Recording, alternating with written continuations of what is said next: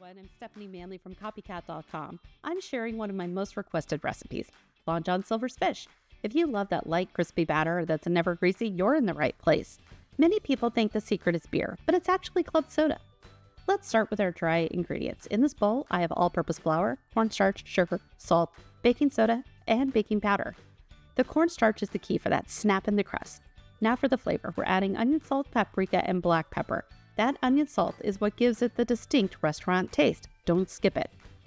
Once the oil is hot at 350 degrees, we whisk in the club soda. Notice that I wait until the very last second so we don't lose that carbonation. I will use the lift and lower method to help the batter expand, and it'll keep it from sticking. While the fish fries, drizzle in a little extra batter into the oil for those crunchies that we all fought over as kids. Serve this with some malt vinegar and tartar sauce. You can find the full printable recipe and more fast food secrets at copycat.com. Thanks for watching, and be sure to let me know what you'd like to see next.